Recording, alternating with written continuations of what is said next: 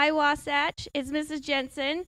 Just want to introduce the video you're about to see. The program we use is called SOS, or Signs of Suicide. It's an evidence-based youth suicide prevention program that teaches high school students how to identify warning signs of suicide and depression. Students, while you're watching this video, please be very thoughtful about paying attention with discussion questions, and then when you fill out the form at the end. We care about you guys and especially care about your mental health. And so this is really important to us. We love you and thank you, and dubs out Wasatch. So today we are going to learn about suicide prevention. It can be a difficult topic to think about, but it's important we learn how to help each other. If it gets too overwhelming, reach out to a trusted adult. Some of the scenes in this video may not match your life right now. The time you spend in school might look a little different, or you may be watching this from home. But the steps you take to help yourself or a friend are exactly the same. Just remember ACT. Acknowledge signs of suicide in a friend. Show a friend that you care. Tell a trusted adult. It just might save someone's life. My name is Ellie Peltola. I am 20 years old and I was adopted in Brazil. I had a really good childhood. I've lived in a lot of different countries, a lot of different states. In the second grade, we moved across the country and I've been living here ever since. The summer going into 5th grade, we met at a dance audition. We've been friends ever since. Ellie and I were kind of crazy children. We used to make these little music videos. From the beginning, she was a joy. I had a lot of friends, enjoyed connecting with other kids of her age. I remember from a very young age always being very insecure and always not liking how I looked. Every little thing that people could pick apart about me is what they would do, and it really, really got to me. I was bullied really bad, and because of that, I felt so worthless. I felt like nobody loved me. I didn't care about my hygiene. I didn't care about what I was wearing. I literally just didn't care. When I'm depressed, I physically cannot get out of bed and I feel sick to my stomach. I started to hurt myself when I was around 12 years old, and it became a really big struggle of mine. I felt like because I hated myself so much, I felt like I needed to punish myself because I didn't feel like I was worthy and I didn't feel like I was deserving of having a body with no scars on it. I put myself in situations that I was not comfortable with, but I did it because I felt like I needed to feel wanted by at least one person. The substance abuse, I was using that to feel numb, and there have been times where it's put my life in danger. Some warning signs that I saw early on was that she didn't really have a plan for the future. She started becoming very angry. She would, every time we tried to talk to her, she would just close the door, bang the door. And a little bit more withdrawn and into herself and hiding in her room. You know, she would just tell me things like she didn't want to live or like she didn't want to be here. It's really intimidating to go to get help. That's like an understatement. Like, it is so hard to admit that you have a problem and to be able to ask someone if they can help you. It was late at night and Ellie called me talking about how she was about to kill herself. And I was really scared, I was really nervous. And I went to my mom crying and I asked her for help, and my mom texted her parents. So that's when we got into action to try to find ways to help her. When she asked me not to tell anybody, I would either be like, oh yeah, sure, I'm not gonna tell anybody and tell somebody, or I would just tell her straight up and be like, hey, I have to tell somebody so you can get better and so you won't be in this position anymore. To be honest, I was mad at her for about a week. It really didn't last that long. And in the end, I thanked her because she saved my life. I think I was a friend. I think that's what I did. It was so beneficial having that one person who, you know, she didn't understand what I was going through, but she never left my side. I really benefited from therapy. In movies, depression, they make it seem like, you know, your world is black and white all the time, and that's not true at all. Depression will always be something that I have, but it's definitely, the color has started to come back. And, you know, I still live my life authentically having depression. I learned about coloring and painting and anything art-related, and that was actually one of the biggest coping skills that I used. My room has all these different posters that I've made, and I felt like working with my hands was really helpful for me. She loves life, loves life now. She has come a long way, and yes, I am very proud of her. She's a joy in our lives. I think she has already proven that she can live and others can live with mental health challenges. Because without the help, my daughter wouldn't be here now. And I won't be here to tell you the story about how wonderful daughter she is. I had a really hard time seeing that there were people out there who loved me. And I think that that is a really big thing to remember, is that you are loved. A lot of people worry that if they go tell an adult on their friend, that their friend's going to be really mad at them. And the thing is, sometimes friends are a little upset at first, but usually in the long run, people feel super grateful that someone cared enough to get them help.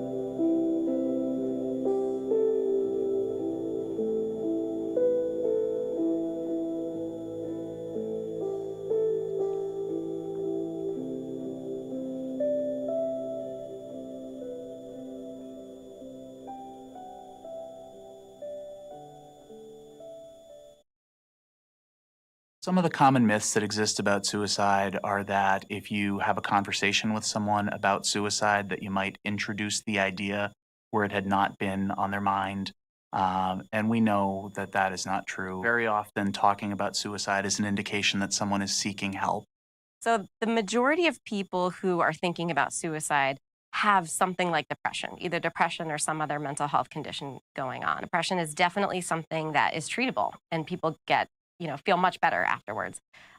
So there are different ways that people can feel better. One of them is by taking medication.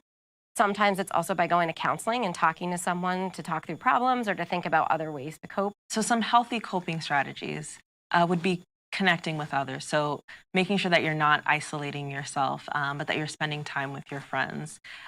Exercising as well. So if you're an athlete, just making sure that you're continuing to take part in those activities, as well as journaling. So if you're someone who likes to write, using that as a mode of self-expression.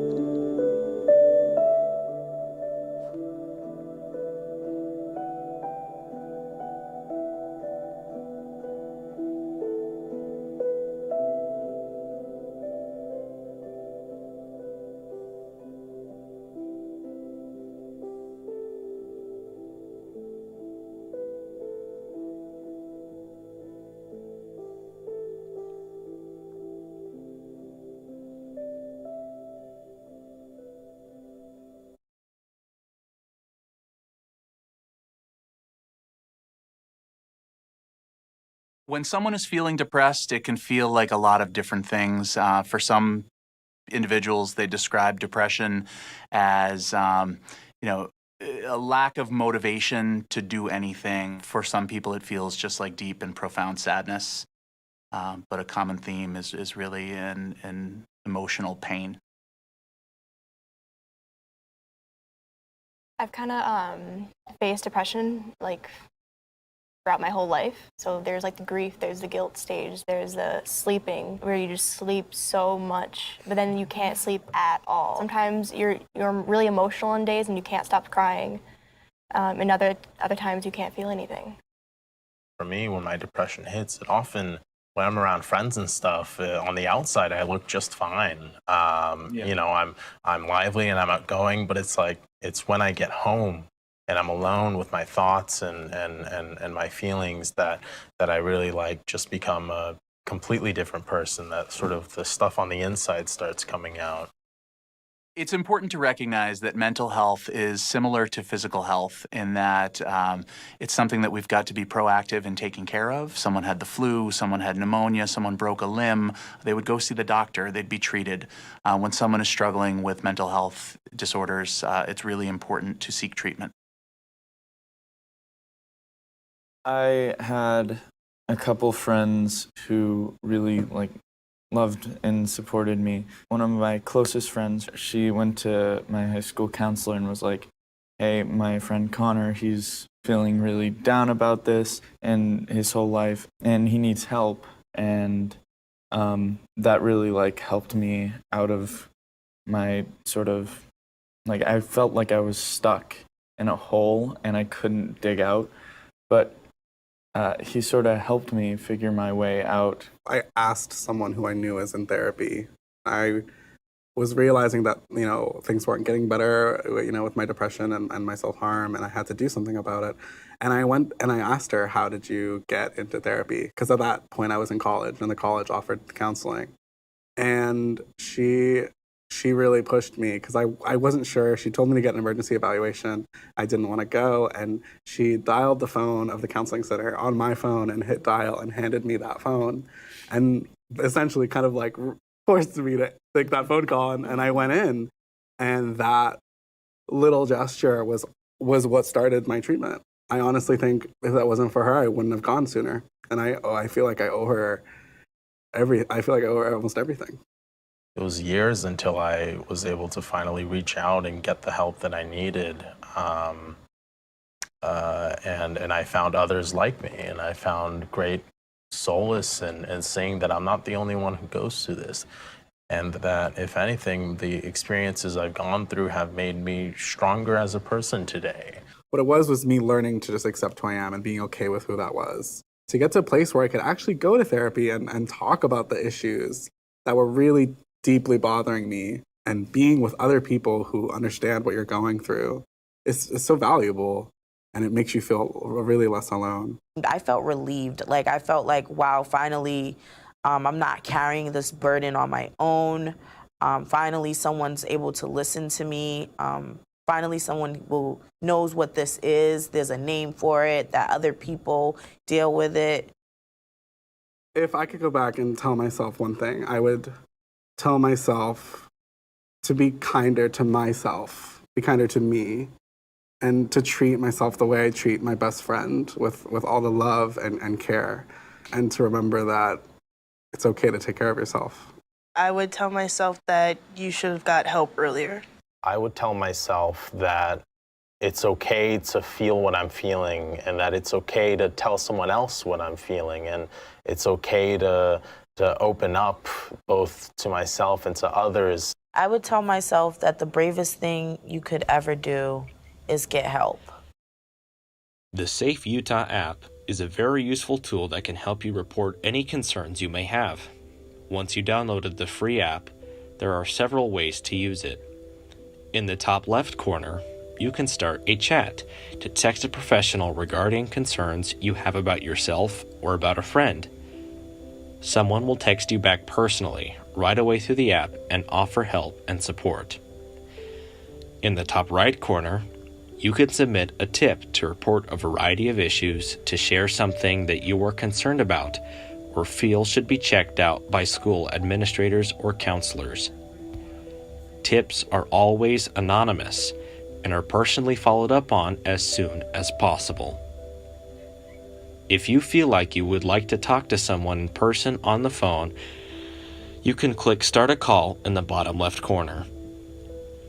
The number will come up automatically, and you can speak directly with a trained professional counselor from the University of Utah Hospital. They will give you the support you need and notify the emergency services in Wasatch County if necessary, or notify the family or school to follow up if other support is needed.